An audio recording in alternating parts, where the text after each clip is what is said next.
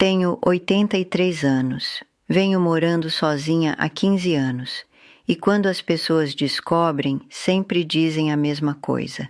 Ah, isso deve ser tão difícil, mas aqui está o que nunca conto a elas. Não é difícil, não do jeito que elas pensam. Sou Margarida e preciso te contar como é realmente morar sozinha. Não a versão que as pessoas imaginam, a versão real. Se você é mais jovem e está pensando no que vem depois, ou se tem minha idade e já está lá, talvez algo disso soe familiar.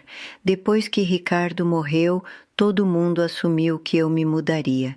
Minha filha sugeriu que eu fosse morar com ela. Meu filho procurou residências para idosos.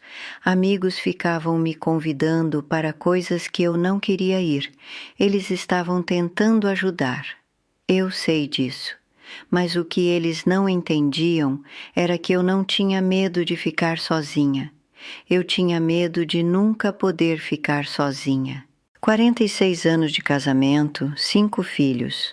Décadas coordenando minha vida em torno das necessidades, horários e preferências de outras pessoas. E então, de repente, era só eu. E em vez de me sentir vazia, me senti aliviada. Não disse isso em voz alta. As pessoas não querem ouvir que você se sentiu aliviada quando seu marido morreu, mesmo que não seja exatamente isso que você quer dizer. O que eu quis dizer foi: pela primeira vez na minha vida, eu podia jantar quando quisesse, ir para a cama quando estivesse cansada em vez de quando era hora de dormir, passar um sábado inteiro lendo se tivesse vontade. Pequenas liberdades, mas importavam. No primeiro ano, tentei fazer o que todo mundo esperava. Ficava ocupada. Dizia sim aos convites. Entrei num clube do livro que não curtia. Fui a confraternizações da igreja onde não conhecia ninguém. Achava que era isso que você deveria fazer quando morava sozinha. Preencher o espaço, ficar ativa, continuar se movendo. Mas estava exausta e solitária de um jeito que não tinha estado quando estava realmente sozinha. Porque estar perto de pessoas com quem você não se conecta é mais solitário do que estar sozinha. Eu não sabia disso ainda, mas estava aprendendo. Um domingo, alguém da igreja ligou para me convidar para um almoço comunitário e, sem pensar, disse não. Só não, sem desculpa, sem pedido de desculpas. Apenas, obrigada, mas não vou. Desliguei e fiquei sentada esperando me sentir culpada. Mas em vez disso, me senti mais leve. Foi quando comecei a prestar atenção no que eu realmente queria, em vez do que achava que deveria querer. E o que eu queria era silêncio, rotina, espaço para pensar, tempo com meus próprios pensamentos sem ter que explicá-los a ninguém. Comecei a jantar às 7 em vez de às 5:30. Ricardo sempre quis jantar cedo, mas eu nunca tinha fome às 5:30.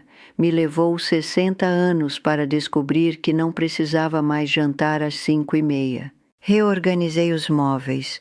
Coloquei uma cadeira perto da janela onde podia observar os pássaros.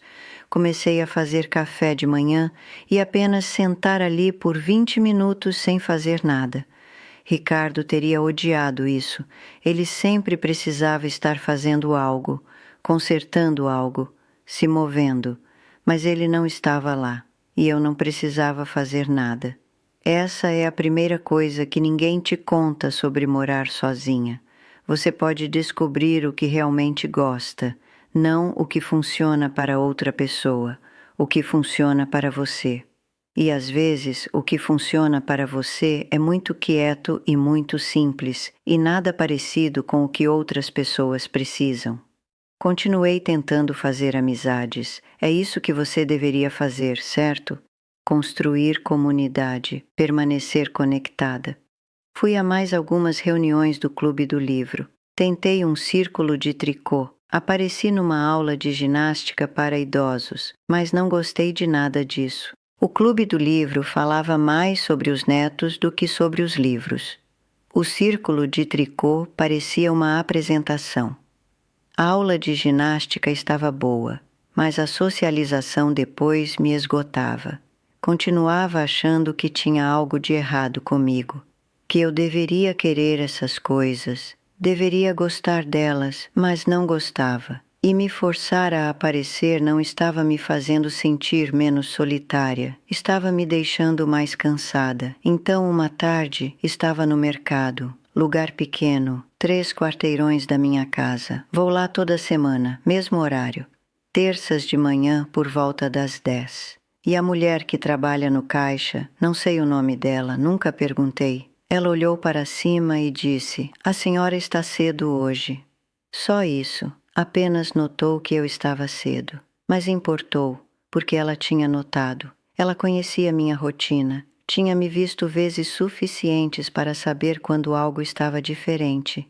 E percebi, isso é conexão, não profunda, não emocional, apenas ser vista. Eu não precisava de um clube do livro, precisava de alguém que notasse que eu existia. E eu tinha isso. A mulher na loja, minha vizinha que acena quando estou pegando a correspondência, minha irmã Joana que liga aos domingos. Pequenas conexões, mas reais. Essa é a segunda coisa que ninguém te conta.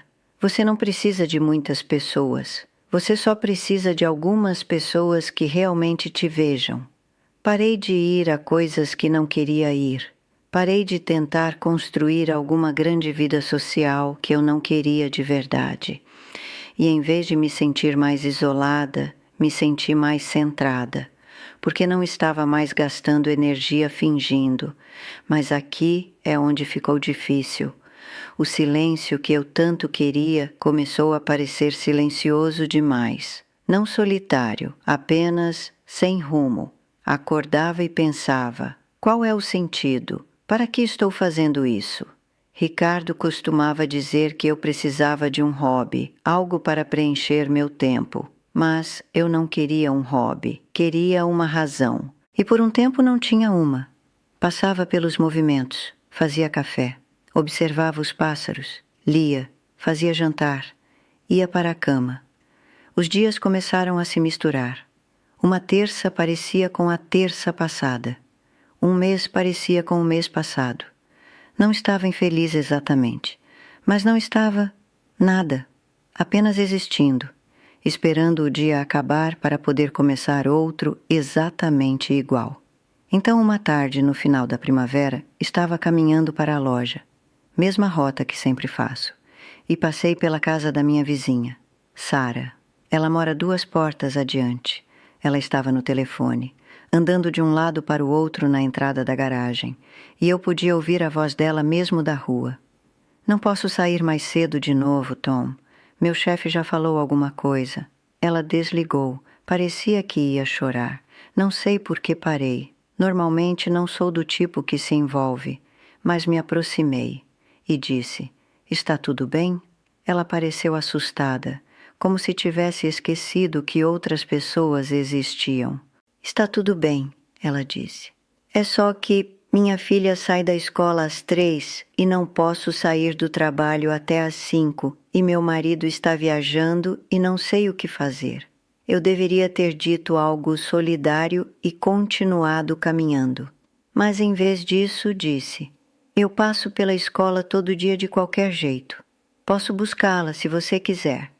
Sara me encarou. "Não posso pedir isso para a senhora." "Você não está pedindo, estou oferecendo." Ela hesitou. Então disse o nome da filha: Emma, 2º ano. E foi assim que começou. No dia seguinte, caminhei até a escola às 3. Emma saiu com a mochila, cabelo loiro num rabo de cavalo, olhos grandes. Disse a ela quem eu era, que a mãe dela tinha me pedido para levá-la para casa. Ela pegou minha mão sem hesitar. Começou a falar imediatamente sobre a professora e os amigos e um projeto que estavam fazendo sobre animais. Caminhamos os 3 quarteirões até a casa dela. Ela falou o caminho todo. Quando chegamos, ela disse: "Obrigada, Dona Margarida." e percebi que me sentia mais leve do que tinha me sentido em meses, não porque tinha feito algo bom, mas porque tinha tido onde estar, alguém contando comigo. No dia seguinte fiz de novo, e no dia seguinte. Emma saía da escola e me procurava, acenava quando me via, corria até mim, e caminhávamos para casa juntas, 3 quarteirões. Ela falava, eu ouvia. Às vezes ela me fazia perguntas sobre pássaros, sobre como era quando eu tinha a idade dela, sobre se eu tinha um cachorro. Não tinha, mas contei a ela sobre os pássaros que alimentava, e ela começou a perguntar sobre eles. Queria saber quais tinham vindo naquele dia. Sara começou a me deixar comida algumas vezes por semana, refogados, sopa, coisas que eu não pedi, mas não recusei. O marido dela consertou o degrau da minha varanda quando começou a soltar. Não me deixou pagar, não era caridade, era só recíproco. Eu ajudava eles me ajudavam. E devagar, sem planejar, eu tinha uma razão de novo. Não uma grande razão, apenas saber que às 3 horas Emma estaria esperando por mim na frente daquela escola. Essa é a terceira coisa que ninguém te conta. Você não precisa de um grande propósito, você só precisa de uma pequena coisa que te faça sair da cama. Para mim, é Emma. E os pássaros, e as ligações de domingo da minha irmã. Coisas pequenas, mas são suficientes. Não estou dizendo que morar sozinha é perfeito. Alguns dias são mais difíceis que outros. Alguns dias eu me sinto solitária. Mas solidão não é sobre estar sozinha. É sobre sentir que você não importa para ninguém. E eu importo para Emma. Importo para Sara, que não precisa mais entrar em pânico com cuidados infantis. Importo para minha irmã, que me conta coisas que não conta para mais ninguém. Importo de formas pequenas, mas importo. É isso que faz a diferença. A casa é silenciosa. Tem sido silenciosa por 15 anos e na maioria das vezes eu gosto assim. Janto quando estou com fome, leio quando quero, vou para a cama cedo se estou cansada. Não preciso me coordenar com ninguém, não preciso fazer concessões, não preciso me explicar. E isso não é solidão, isso é paz. Penso no verão de 74 às vezes. Arthur. O jeito como ele costumava ouvir, como se o que eu dissesse realmente importasse. Mas isso foi há muito tempo. E pensar nisso não muda nada agora. O que tenho agora é diferente, mais quieto, menor, mas é real e é meu. Sou grata pelo silêncio, pelas manhãs com os pássaros, pela tagarelice de Emma no caminho da escola para casa, pela voz de Joana nas tardes de domingo. Sou grata por finalmente ter aprendido a diferença entre estar sozinha e estar solitária. Que me levou 83 anos, mas cheguei lá. Obrigada por sentar comigo, por ouvir uma velha senhora falar sobre uma vida que provavelmente parece quieta demais para importar. Se você quiser sentar comigo de novo, estarei aqui, ainda morando sozinha, ainda descobrindo. Cuide-se, seja lá como isso pareça para você.